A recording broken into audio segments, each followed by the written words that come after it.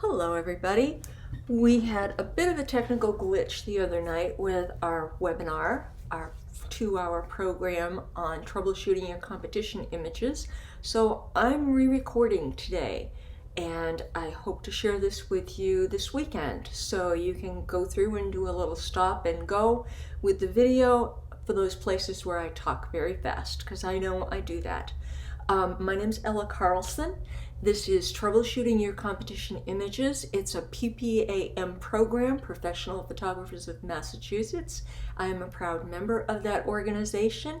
And Tuesday night, Chris Ventresco was my VP of Programming moderator for Massachusetts. And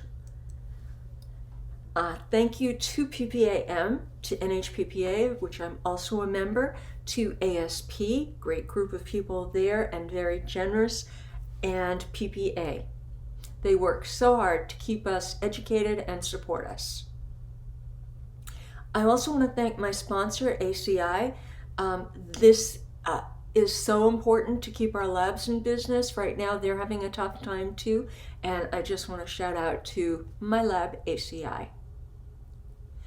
And a huge thank you, can't say a big enough thank you, to people who are allowing me to use their images. I couldn't have done this without you. Thank you so much. Okay, this is the way we are scoring currently in state. At least most states are still using the image scoring system, and this is the way things used to be scored for IPC and districts up until this year. This year, it's being changed a bit. I'm going to be talking a lot about the elements of a merit image in combination with certain images and show you exactly what I mean and show you a few techniques on how to change and improve those elements. This year, numerical scores are for states only. I think all states are still using numerical scores. I haven't heard of any that are going merit, non-merit, loan, non-loan.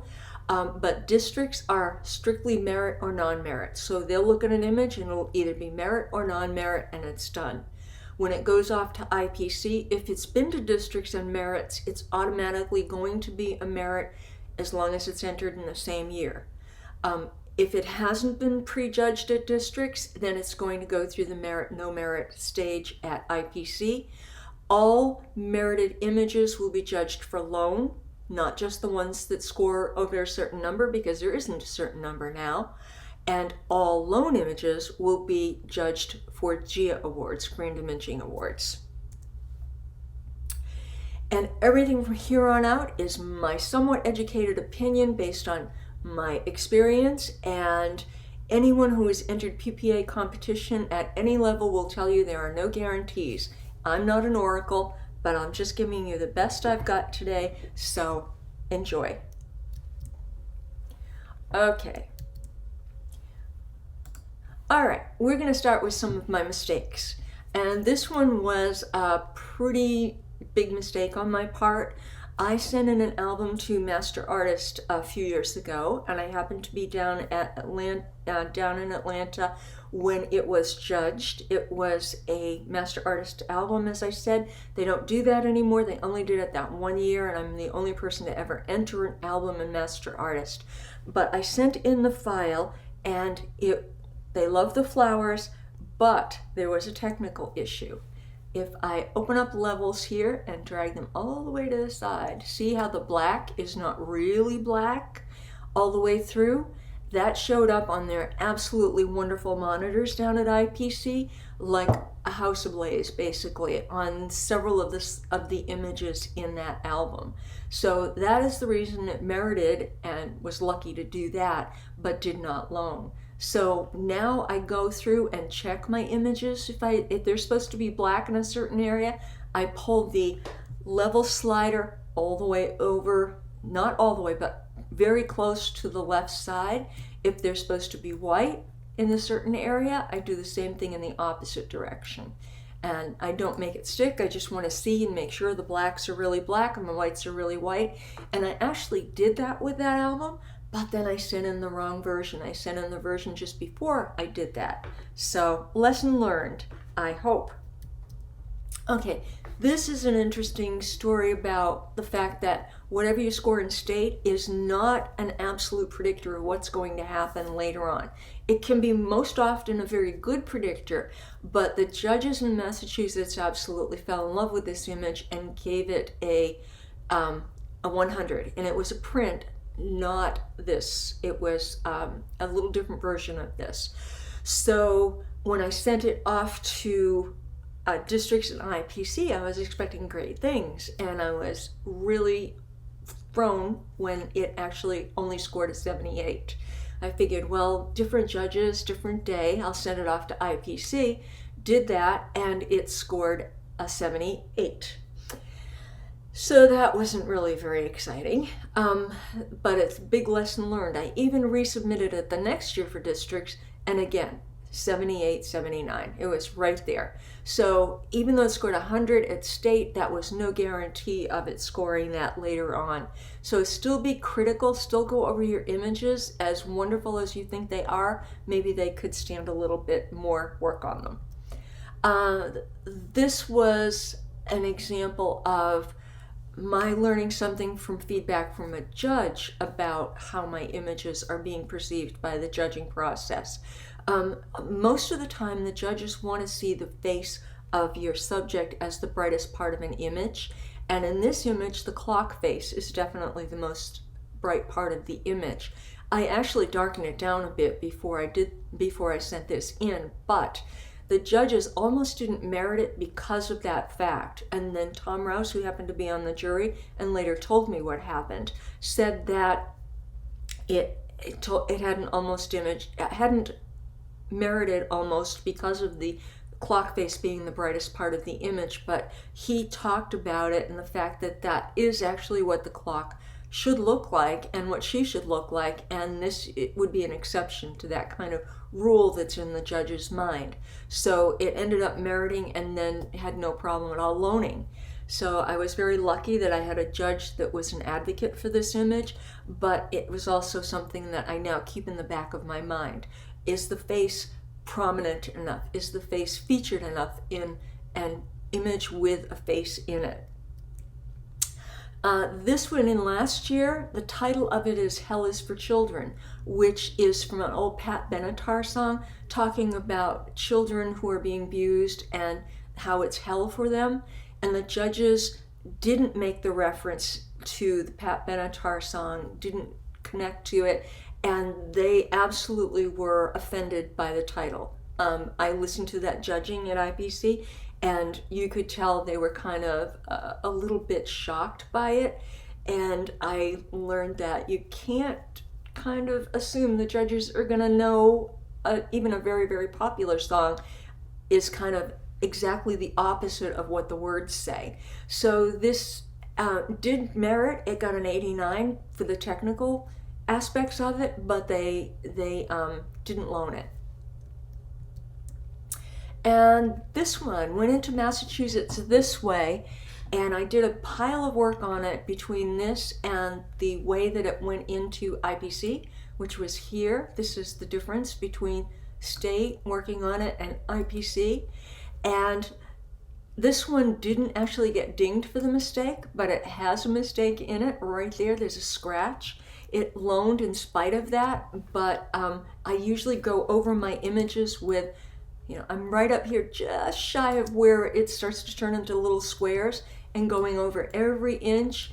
And apparently I neglected to do that just before I sent this off.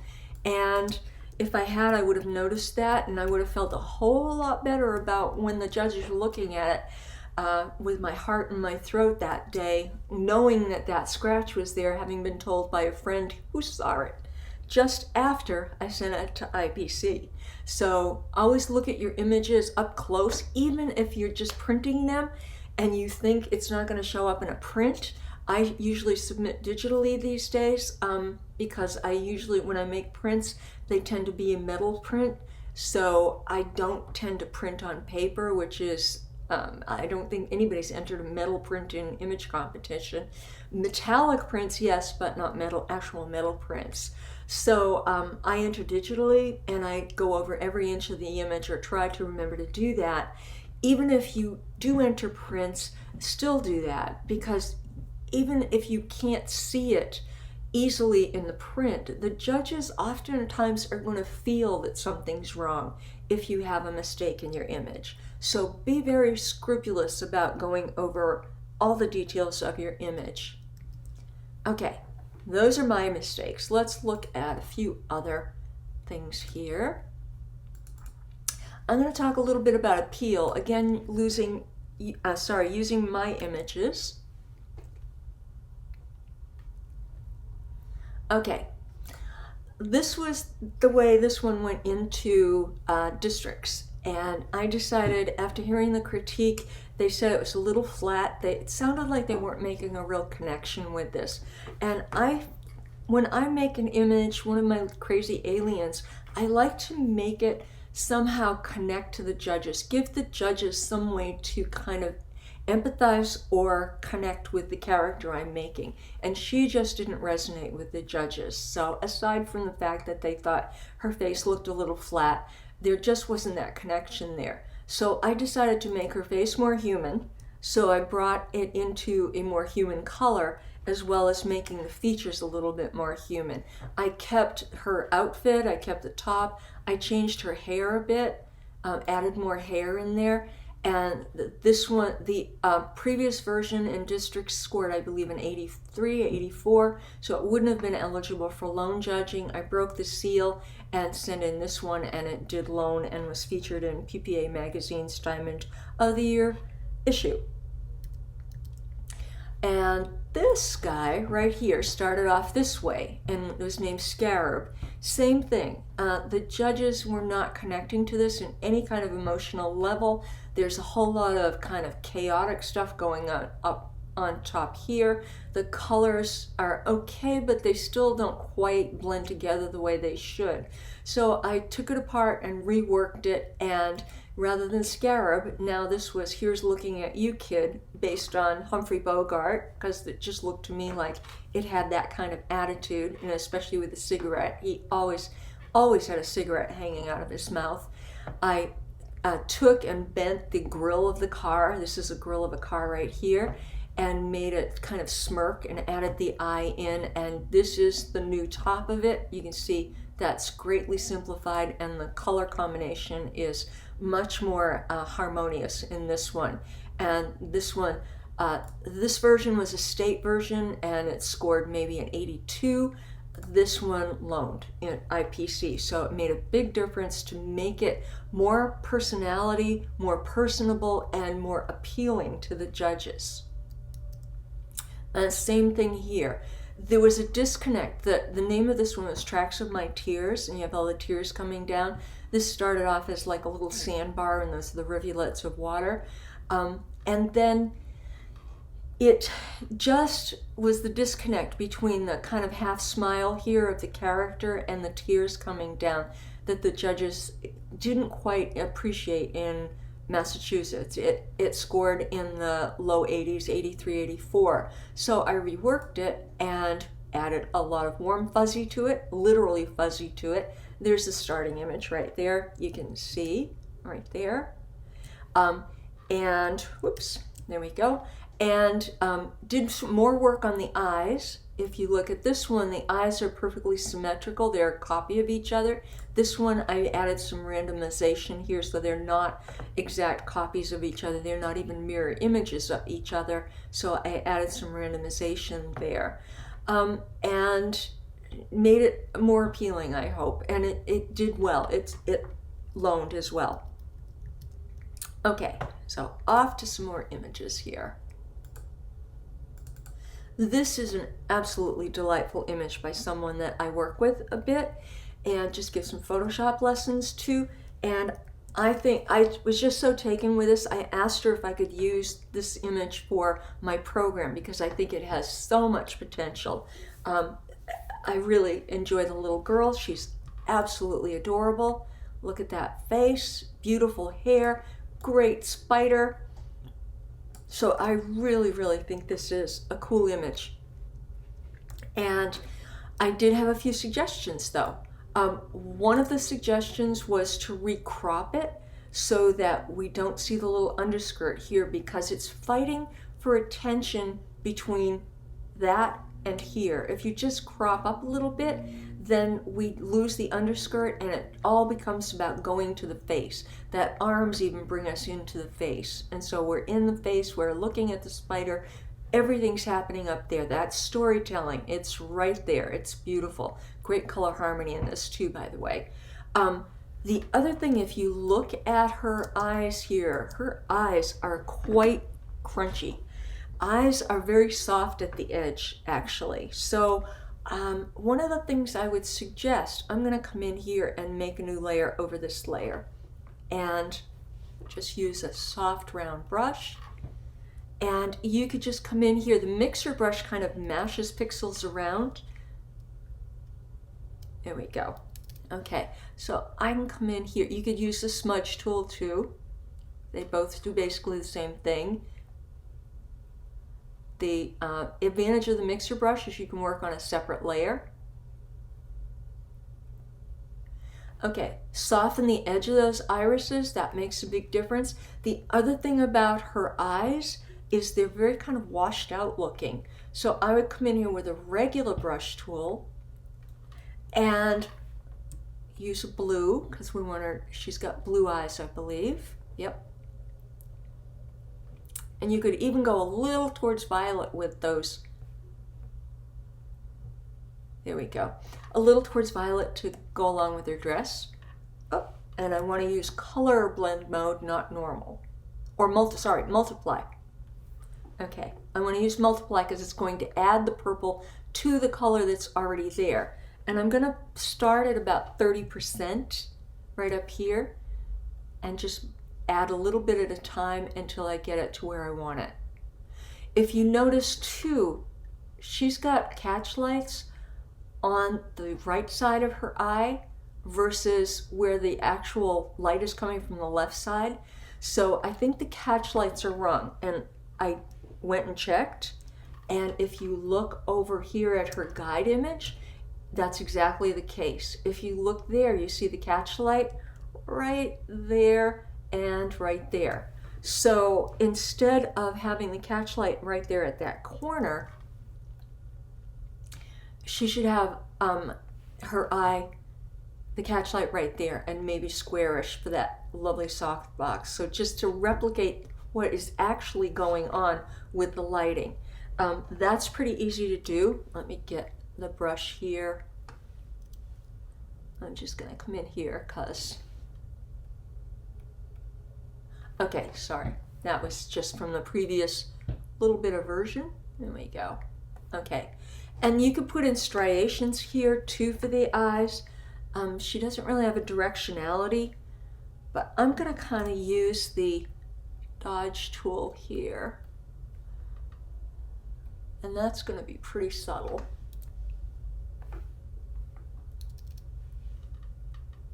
There we go. Kind of come in there and get that feeling of it being more like a regular iris in there. So the catch lights, again, make a new layer. I'm going to change to white. I'm going to just come in here and freehand a little shape like that, fill it with white, and then I'm going to drop the opacity down to maybe something more like 50%, something like that. And then I could even take an eraser or the layer mask and kind of soften the edge of those catch lights so that you get more of a sense of it being the reflection of the light coming in and hitting the eye, the side of the eye. I'd also come in here and maybe pop the bottom lip a little bit. Just give it a little bit more dimension, a little less than that. There we go, something like that. And again, too, I like hair that really shines, especially little girls. Their hair shines like crazy. So I'm going to use the dodge tool and just give it a little extra pop of shine there. I'm just hitting the spots where it's already being hit by the light and adding just a teeny bit more light to it.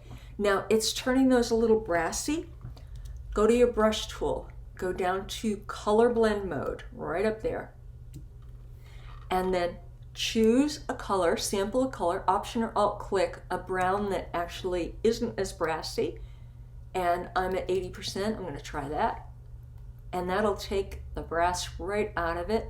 See, there's the before, after. There we go. So I can just take that brassiness right down, and I'm doing it quite vigorously, aggressively. You don't even have to do it that much, but just kind of take out the red that gets really brassy there. The other thing right here, we're kind of losing the definition between the top of her dress, that little top of her dress, and the background. So this is the curvature pen tool. This is the old pen tool that makes everybody absolutely crazy. This is the curvature pen tool, down a couple. It's a relatively new pen tool, and the way it works is you click where you want to start and click where you want to stop. And then you just pull it, you pull it by clicking on that line, and pull it and shape it to however you want to shape it. So I can do that. And then when you want to go to a pointy corner, an angled corner, just hold down the Alt or Option key, and that will make it a pointy intersection instead of a curved one. So I'm just going to pull that there. I'm going to give this a little bit of a circular feel. Option or Alt click here. Option or Alt click here.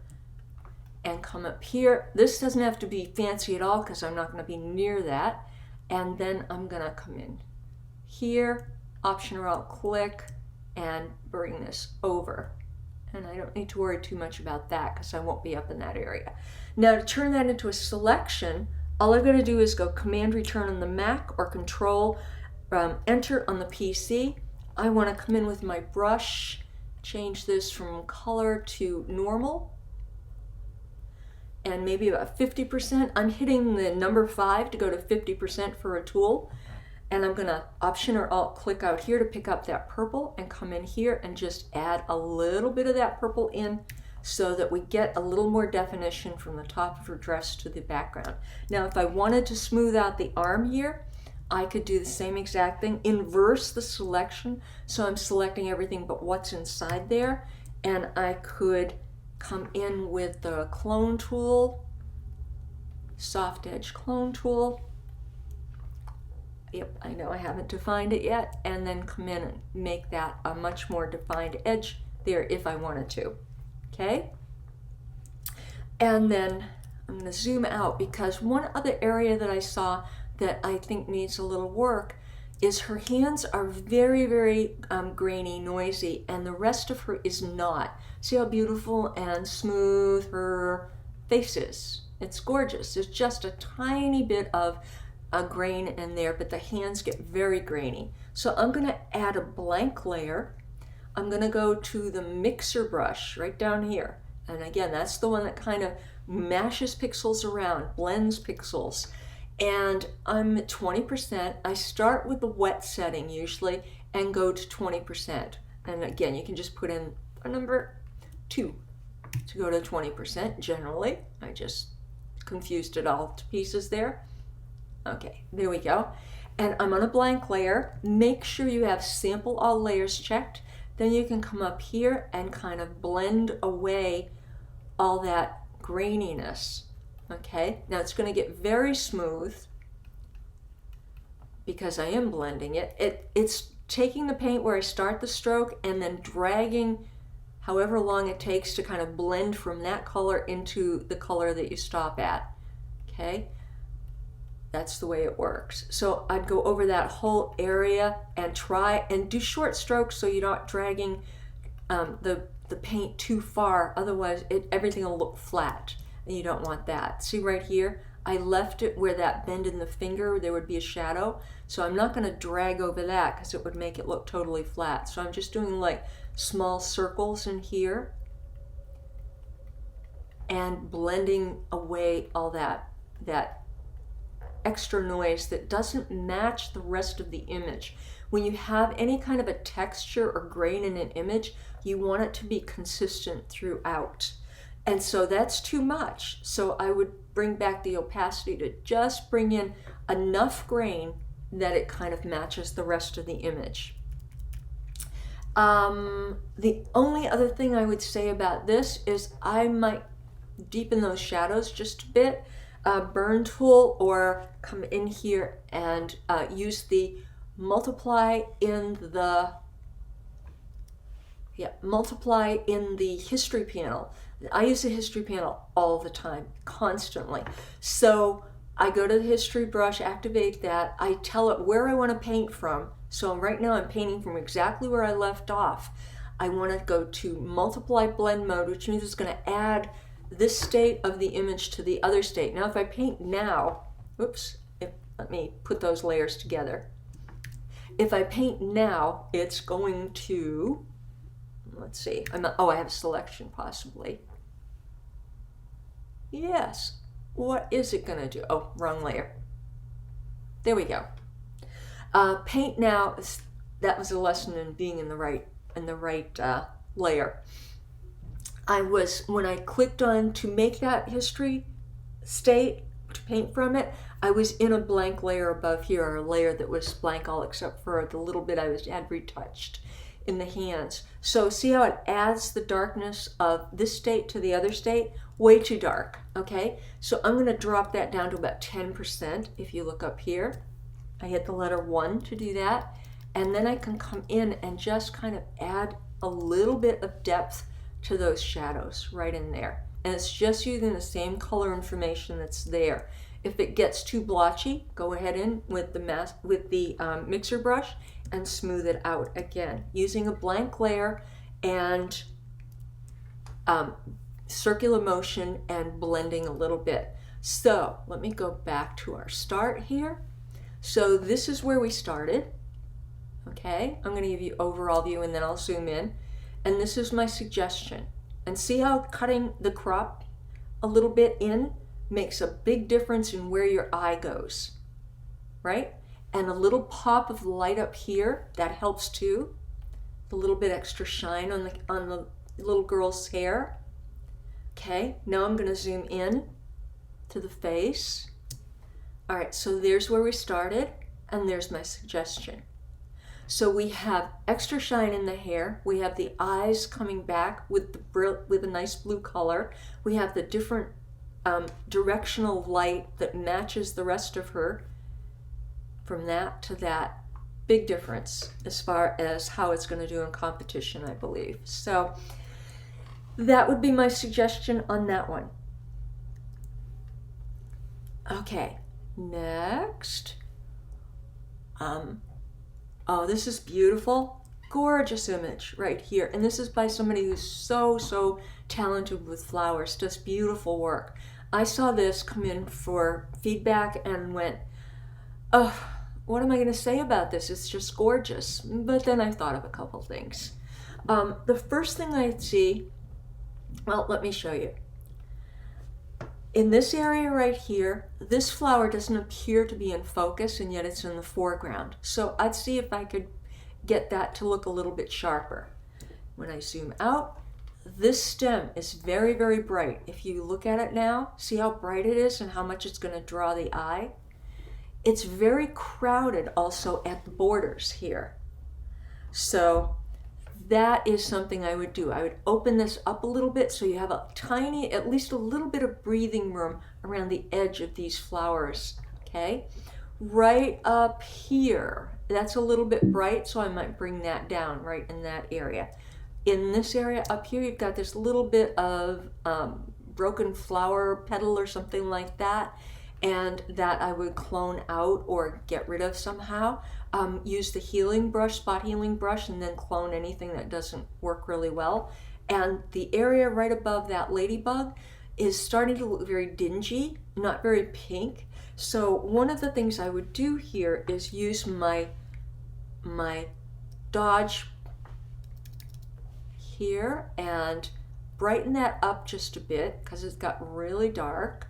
and then come in with the brush tool and click on the pink, and I have to be in the brush, not the mixer brush, to sample colors. And then with the brush tool, I'm going to go to the color blend mode. This is going to leave the brights and darks alone, but just add the color back in. And see how that brings the color right back, but we don't have that kind of dingy looking center to the flower. If you look at this area versus what I'm going to do is take that bright spot and bring it down so it does not draw the eye away from the main area. And the edge of this leaf as well is a problem area in that it's so bright that it could take attention away from the image the way you want to see it. So this would be my suggestion. Give you a little before and after, a little bit of space around the flowers so we're not crunching right into the edge of it. Darken down. See right here. Look at that area right there. And right now it's darkened down. Okay? This I sharpened right here. See that? Versus this, sharpened it up. The way I did that, let me come in here. I'm going to copy the entire layer. I'm going to put, I'm going to go up to Filter, Other, High Pass. I use a setting of 4 or 5, and I've been sharpening images this way for a while. Photoshop has some really good sharpening filters, but I still find this works really, really well for me. I'm going to change the layer blend mode here from normal down to overlay or soft light. I'll do overlay this time. Soft light is a little less aggressive, and you can see it's really sharpening everything. If you look at the difference, see, it's very much sharper everywhere. I don't want it to be that sharp, and I don't want it sharpened everywhere. So I'm going to add a layer mask with the Option or Alt key down. That's going to take it off of everything. That makes that entire layer invisible. Then I'm going to go to the brush tool, and I am going to go in here and use the white brush, and painting with the white brush brings the visibility back just where I paint. So I can come in here and sharpen up just that area. Or if I want to do the stem, anywhere I want to sharpen, I just paint with white. Okay? If it gets too sharp, and that may be just a touch too sharp, just bring down the opacity because it's on a separate layer. And that's a really nice, easy way of sharpening. So this is, again, the beginning, and that's it. It started off beautiful. I think this will score a little bit better. The other way, I think she would have a mirror image, certainly, but I'm not sure it would loan. This way, I think she's got a very good shot of having this loan with just that little bit of breathing room and sharpening that up so it fits a little bit. It's not sitting in the front with a little bit of mushiness to it.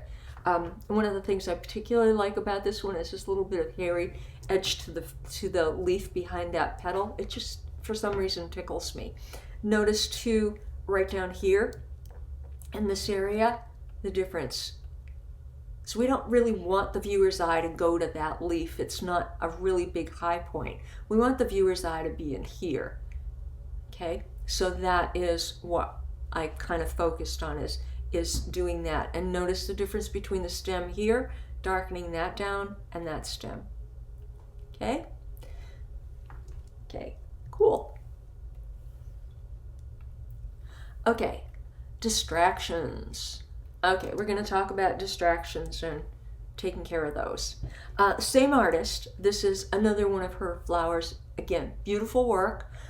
But if you're looking at this down here, this is so beautiful and pristine and gorgeously in focus, and this is all kind of murky and muddy, even the background's a little bit murky and muddy. So what I would do with this is just take the flower itself and just get rid of the stem and make it seem like we're looking straight down at this flower from the top. I'm going to just change that to normal because I'm going to be back there. An easy way to do that, there is a new selection tool. Let's try that first right here. Come in here. Object selection works pretty cool. If I'm picking up a little bit extra here, just go in there. And if that doesn't work, just switch to the quick selection tool option, and you can get rid of the over selection that it made right there. Take that and put it on its own layer. J and Command J, sorry. And in this case, this little stem, this little petal right here, I would want to select that because it's kind of sticking out a little bit and it's very bright. So I will select that, put it on its own layer, and I'm going to just take it off of the layer below. So let's see if I can get it to reselect right there. Boom. Okay, so it should be, yep, okay. Not cooperating at all right now. Operator error, undoubtedly. Oh, okay, there we go. Yep, I had the lower layer on too. Okay, and if you get something like that, I have anti-aliasing on, but that's why that did it. That's not a bad thing. You should have anti-aliasing on. Just tuck it up there. It shouldn't have really done that much, but sometimes it will. So in this case, you can do one of two things. You could either use transform warp or just come in here with a very tiny, tiny eraser, or do it with a black brush in a layer mask and just bring that up a little bit. We've got this too right here. Just fix all those little edges, anything like that that's sticking out that shouldn't be there. And then that's out so much. I think what I want to do is use the transform warp right there. And I went into Control T, and then the control on the Macintosh or right click on the PC, it also is up here at transform warp right there. Either way is perfectly fine. The warp, and I can tuck that in a little bit and reshape that leaf.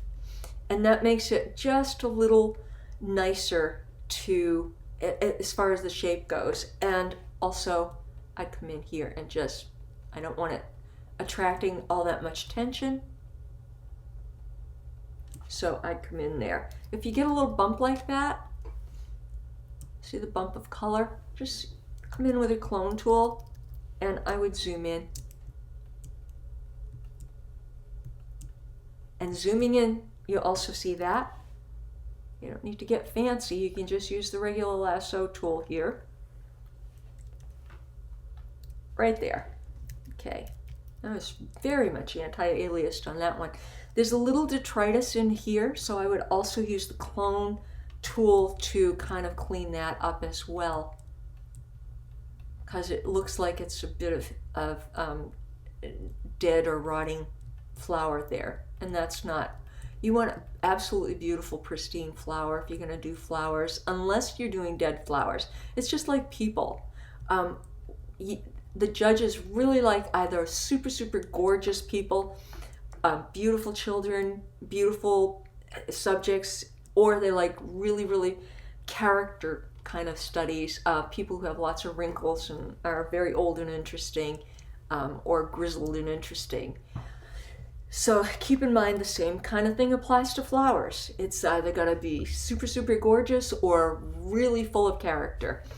We've gone pretty much to black up here. One of the ways you can kind of see if you've got any details in the black is going to Image, Adjustment, Shadows, and Highlights. And we do have some detail in there. I don't want to do too much. But I click OK, and then I'm going to go in the history panel to the state before I did that and click on that name of that state, and then put the history brush in the shadow and highlight area using the history brush. That's Y is the keyboard shortcut. Come in here and just bring that up a little bit. Whoops, did I do that backwards? Let me go. Oh, I had multiply on. Normal. Yeah, watch your blend modes. And see, that'll bring it back. That's too much. So let's go and put that at about 50% and see what that does. And there we go. Now we've got a little detail in that shadow area. You know, if you wanted to do that there, look around and see if there's anywhere else that you need to pop a little bit more light in there. And I use it judiciously. Here we go. Okay, something like that. Okay, so the result, and yes, I am going to crop it differently because of the fact that we have gotten rid of that stem, so we don't need that big long crop like that. If you come in and crop it square, it just feels a lot better. And then we've gotten rid of that whole distracting background in the stem, as well as fixing that little bit of brightness on the edges that will draw the eye away. So there's the before, and there's the after. Just, you know, she had it all there. The maker had everything that she needed there. I just feel this probably will score quite a bit better, do quite a bit better in competition. I keep saying score because I'm so used to that, but it's either merit, non-merit, loan, non-loan. I think this has a much better chance of being merit and possibly loaning. Okay, again, another talented maker here, but he was absolutely in love with the scenery. He was so much in love with the scenery in this case that he actually didn't realize this area down here is not really doing much for the scenery. So he explained to me he wanted to keep the scenery in. That's why he was cropping it the way he was. So he wanted to keep this part in. But I suggested that maybe he would rather have it cropped that way, which actually makes the scenery, I think, look a little bit prettier and gets rid of all of that scruff in the front that's very distracting. If you look too, pay attention to the area around the bride here. There's a rock here, there's a rock here, and there's a rock back here, and in between them as well. And these rocks are fairly light. Things that are light are going to draw the eye. So I use the clone tool to clone out those rocks. I just cloned in some of the branches from the trees there and resampled a lot. And that means when you're copying something, you go option click and then paint from one area, and then option click and paint from a different area, so that you get a very randomized selection of your cloning. So you don't see the clone tracking, you don't have any evidence that you've cloned. And that's super important, because if the judges see clone tracking, it's a very long shot that you're going to get a merit image out of something where they see clone tracking. So the other thing that was an issue with the original image, as beautiful as this couple is, the lighting is very harsh because it's like late afternoon and the light's coming in and hitting the back of him, and she's in his shadow. So I suggested that he come in and do some of that mixer brush and soften those shadows that way, and that will turn the whole thing into a painting, basically. So come in and just soften up those shadows. And again, small strokes, so you're not dragging stuff from one area way down to another. And the other thing that I added in was a little bit of the oil paint filter.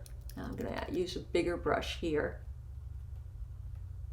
And you're going to get those striations sometimes if you go very fast, especially. So slow it down. Take your time. Come in and see how it's dragging paint from one area to the other. So the other part that you can do that'll make your life a little bit faster sometimes is to use the oil paint filter. I'm on the wrong layer. Come in here. Stylize oil paint filter. And see what it does to her hair. Her hair is instantly painted like that. I've got the stylization way down. I could put it up just a little bit. Use the sliders. I almost always have the lighting off. I don't like the way the lighting makes the strokes look, so I almost always turn it off.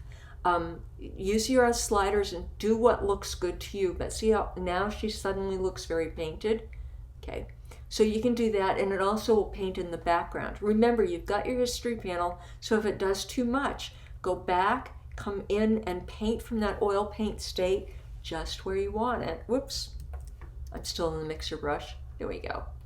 There's the history brush. So I can paint it in exactly where I want it, you know, anywhere I want it, and I'm painting at 50%. So I am not painting super, super strong here. I'm just bringing it in where I want it. So those were my suggestions for this particular piece. Get rid of the distractions. Don't fall in love with the scenery so much or some part of the image so much that it really detracts from the rest of the image. I think that's got a stronger overall look to it, and that's just got way too many rocks down in the front. But, you know, beautiful, beautiful raw image to start with. Just needed a little tweaking here and there. Okay, another cool image. Good story, bird's eye view. Nice storytelling here. He's sitting up here with the birds. Really cool. This line right here, though, this area, super white. You know, as far as the image goes, that's the brightest area of the image. Just like the clock face I showed you earlier being brighter than the girl, this is brighter than him by a long shot. So I would bring that down. Wrong layer again. Bring that down. I'm just using the quick selection tool here. Come in, select that. I'm just getting it a little bit smaller as I go down because this gets smaller as I go down. I'd select all that, copy and paste it to a new layer, and change the layer blend mode to multiply. And see how it brings it right down?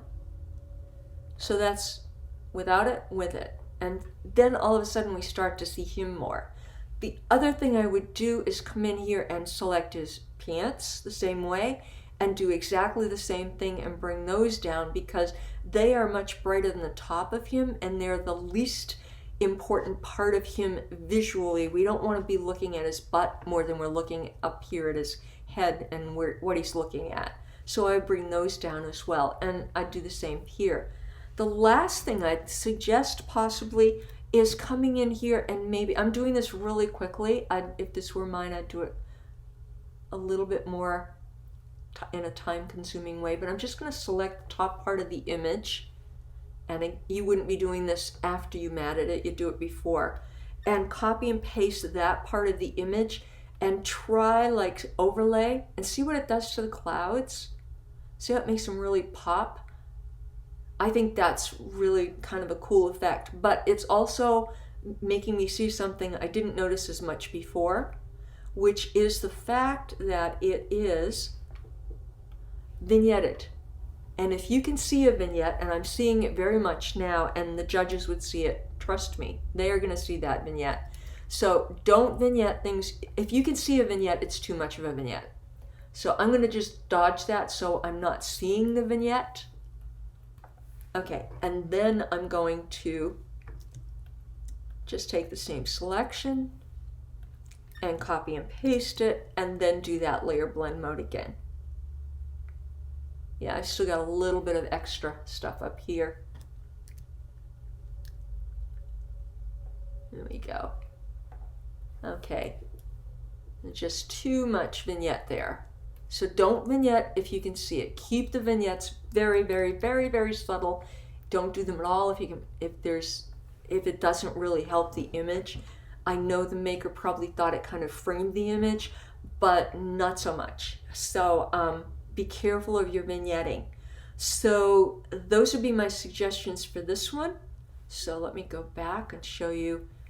There's the beginning, and there's what I'm suggesting. So the pants are darkened down. We're going to see the birds a little bit more easily that way. We've still got the lovely ripples from the light catching, all that stuff here. We've popped the clouds a little bit, and it all just kind of, to me, looks a little bit more dramatic and gets our eye into the story a little bit more. Okay.